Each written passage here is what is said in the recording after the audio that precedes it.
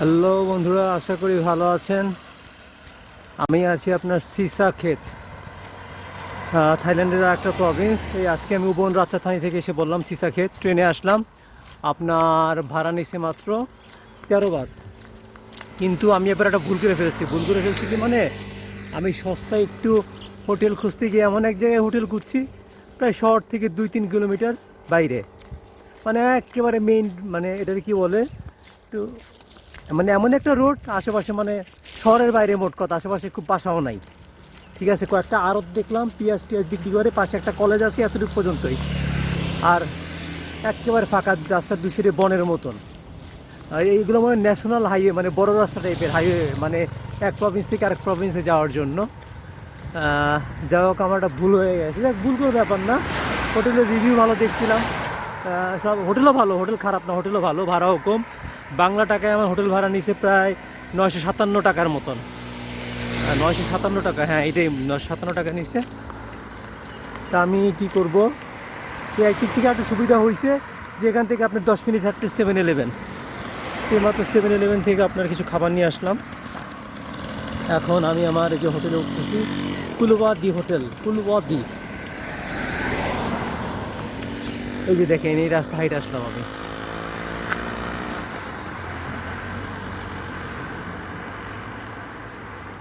এই পুরো হাইওয়ে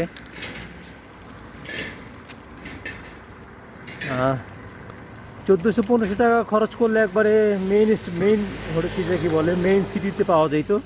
কিন্তু ভাবলাম যে 2-3 কিলোমিটার দূরে নিই, কারণ থাইল্যান্ডে তো এরকমই হয়, 2-3 কিলোমিটার, 5 কিলোমিটার, 10 কিলোমিটার সবই ভরাট থাকে, মানে বাসা টাসা সব কিছু। কিন্তু এইটা যে এইভাবে মানে একেবারে এত সাইডে পড়ে যাবে আমি বুঝতেও পারিনি। আমি, আমার কোনো ক্ষোভও নাই, দুঃখও নাই, কারণ একটু নতুন অভিজ্ঞতা দরকার হয়তো, ঠিক না, মাঝে মধ্যে একটু অভিজ্ঞতা নিতে হয়। এইটা বসার জায়গা হোটেলে, ভালো খারাপ না, বেশ বসার জায়গা আছে হোটেলে, এটা হোটেলের বাইরে।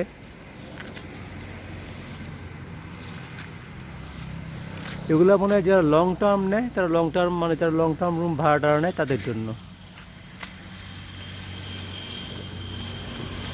চলেন আমি আমার রুমটা দেখাই। আমি বুকিং দিয়েছিলাম আগোড়ার মাধ্যমে। এটি হলো রিসিপশন।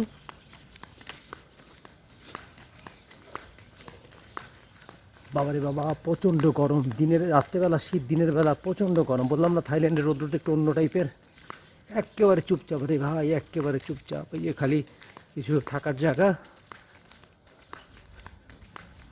এটা রেসিডেন্সিয়াল, এটা কী বলে, প্লেস।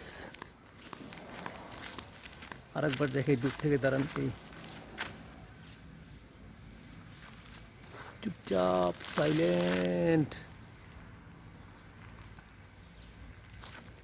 যাক, খারাপ না, চলুক। এবার চলেন সরাসরি রুমে ঢুকি। এবার ভিডিও কম করা হইতেছে, ভিডিও কম করি, কারণ ভিডিও করলেও আসলে ভাই মানে লস নাই। আমি হচ্ছে জাস্ট নিজের স্মৃতিগুলো ধরে রাখি।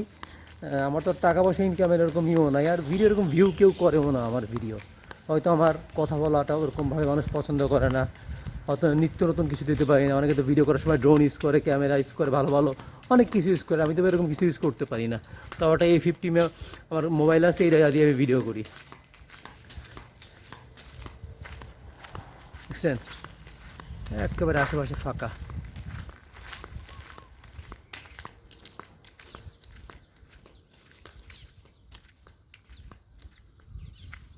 একটু মানে একটু চুপ থাকেন, দেখেন সাইলেন্ট, একেবারে চুপ, কোনো শব্দ নাই।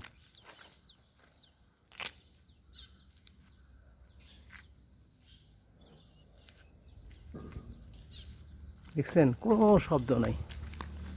যা হোক, আমার ফোনে তো সমস্যা করতেছে বহুদিন থেকে। এবার এমন একটা অবস্থা হয়ে গেছে, চার্জও বেশিক্ষণ থাকে না। আমার ফোনে চার্জ দিতে হবে, পাওয়ার ব্যাঙ্কে চার্জ দিতে হবে। এইটা হলো আমার ঢোকার জায়গা, এখান থেকে আমার ঢুকতে হবে। Sorry for the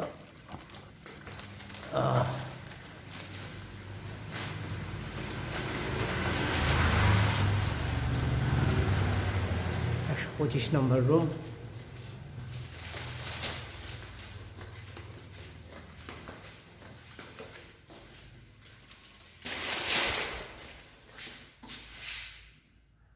25 number room. আমি আমার একটু চাবিটা করি।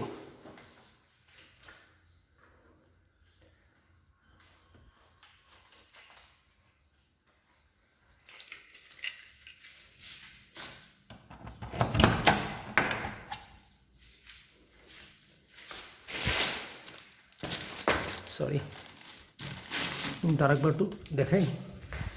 এই যে আমার বেড, কিং সাইজের বেড। তারপর রুমের মধ্যে আমি ঢুকলাম।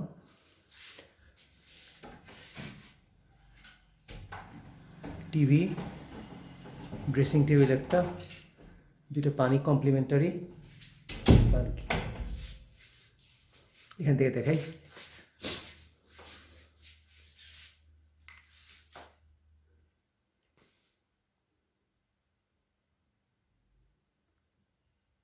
আর একটা ফ্যান। এটা এসি নাই অবশ্য, যাক আমার এসির দরকারও নাই, এমনি রুমের মধ্যে ঢোকার পর ঠান্ডা লাগতেছে। আর এই ভিতরে চেয়ার বসার জন্য, চেয়ার, একটা টেবিল,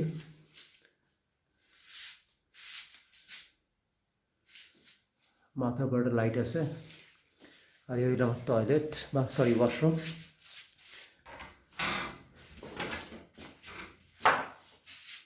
এটার কোথায়, এটার লাইটটা খুঁজতে হবে কোথায়।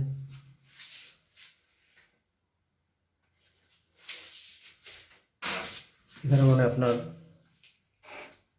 কাপড় চোপড় রাখার জন্য। আর এসে আটকানো, এটার তো কোনোই নেই। এটাকে কি বলে আপনার, তার নিজের চেয়ারটা একটু দেখে নিই। এটার তো কোনোই নেই, এটাকে কি বলে, ব্যালকনি নেই।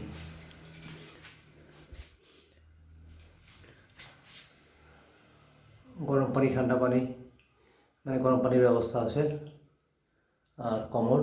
ঈশানে অবশ্যই একটু ওই যে এটা কী বলে, টয়লেটগুলো একটু নিচু হয় একবারে, কিন্তু এটা যেহেতু হোটেল টাইপের, এটা কমোড। আর নর্মাল একেবারে যেগুলো বাসারে হোটেল বানাইছে ওগুলোর একবারে নিচু টাইপের, মানে ওই লাউসে আপনাদের সরি নংখাই যেটা লাউসের পাশের বারে ওটা আপনি দেখাইছিলাম, ও টয়লেট পাইছি, টয়লেটের চাবি না। যাক আরেকবার দেখাই রুমটা।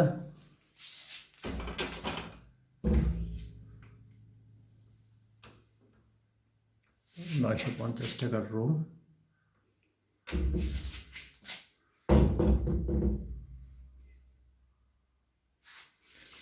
টাওয়ালও আছে, ফ্যান, টিভি।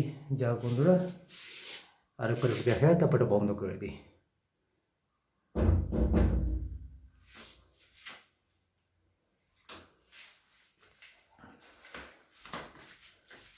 যা খবর থাকবেন।